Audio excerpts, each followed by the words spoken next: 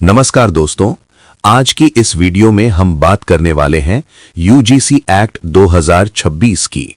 एक ऐसा कानून जो पहले भी लागू हुआ था, फिर 2012 के आसपास अलग अलग वजहों से प्रभावहीन हो गया और अब 2026 में नए बदलावों के साथ दोबारा चर्चा में है।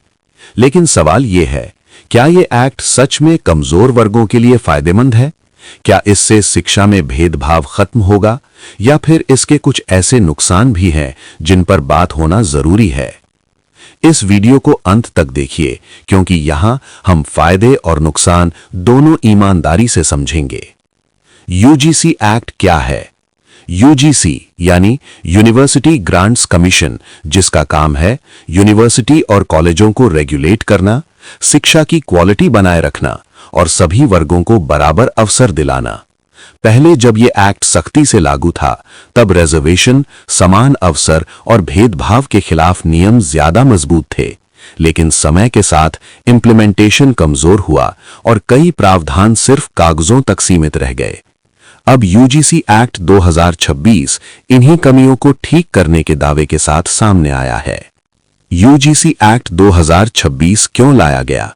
सरकार का कहना है कि आज भी कई जगह एससी, एसटी, ओबीसी, आर्थिक रूप से कमजोर वर्ग और ग्रामीण बैकग्राउंड के छात्रों को सुविधाओं में भेदभाव, मानसिक प्रताड़ना और अवसरों की कमी झेलनी पड़ती है। यूजीसी एक्ट 2026 का मकसद है शिक्षा संस्थानों में जीरो टॉलरेंस पॉलिसी लाना। यूजीसी एक्ट 2026 के फायदे। अब अगर कोई शिक्षक, स्टाफ या संस्था जाति, वर्ग या सामाजिक स्थिति के आधार पर किसी छात्र को प्रताड़ित करता है, तो उसके खिलाफ सीधी कानूनी कार्रवाई हो सकती है।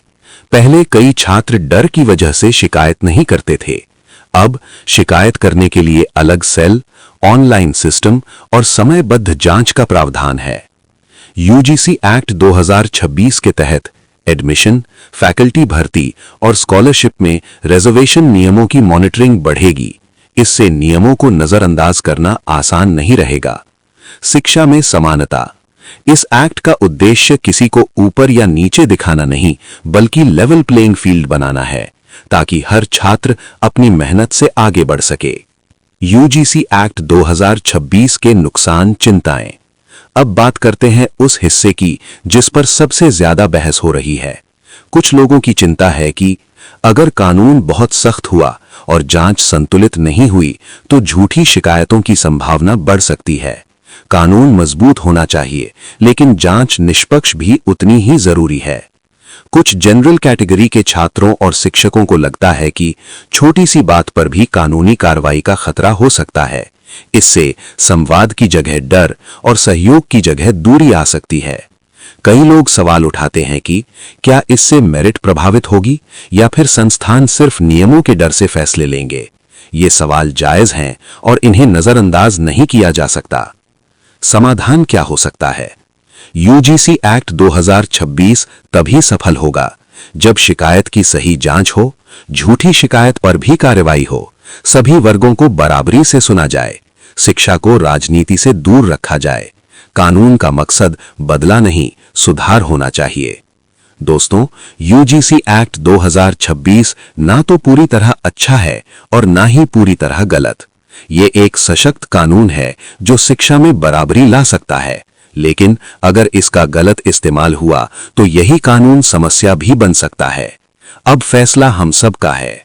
जागरूक रहें, सही जानकारी फैलाएं और शिक्षा को जोड़ने का माध्यम बनाएं, तोड़ने का नहीं। अगर आपको ये वीडियो जानकारीपूर्ण लगी हो, लाइक करें, कमेंट में अपनी राय लिखें, चैनल को सब्सक्राइब करें।